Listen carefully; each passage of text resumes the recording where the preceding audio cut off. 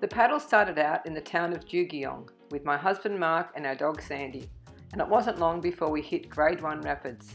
It doesn't sound much, but any rapid on an inflatable SUP with gear and a dog is a real challenge. What happens when you go the wrong way? You end up under a big log in the rapid. Between the rapids and the shallow sections, we were always glad to make it through, and celebrated.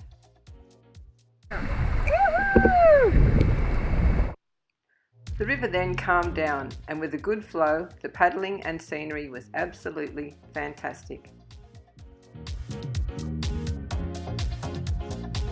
After 5 days, we arrived at the town of Wagga Wagga, where we said goodbye, and I headed off on a solo adventure for the next 450 kilometres.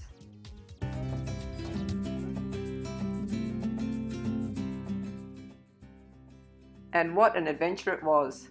The weather was extremely hot, with most days at 41 to 43 degrees. Every hour I would need to cool off. Lucky the river was as cold as the day was hot.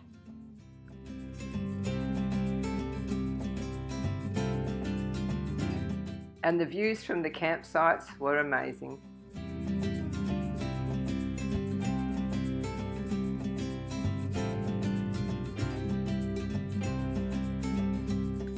With setting up camp every night also came the daily packing and unpacking.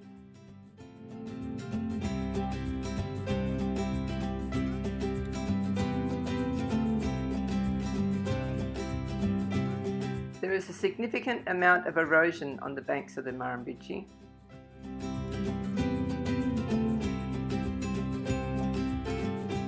With the amount of fallen trees further downstream making passing very difficult.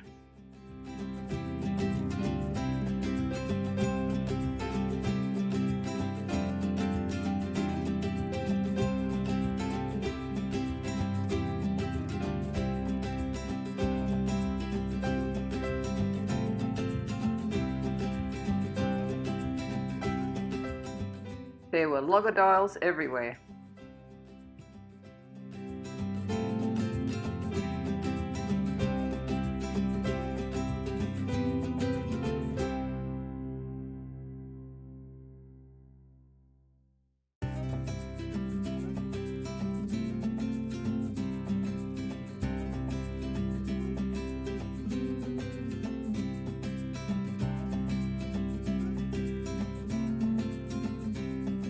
And just when you thought you were out of the woods, along would come a sandbar.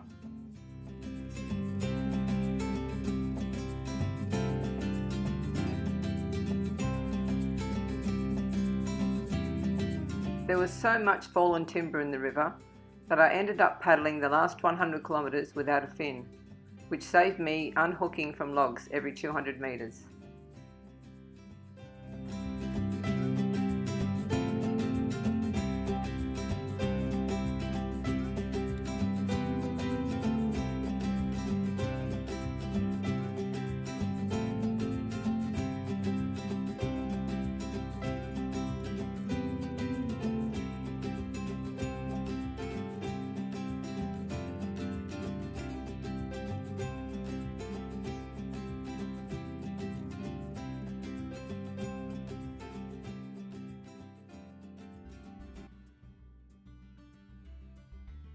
Also over the 450 kilometres, there were 3 weirs to portage around.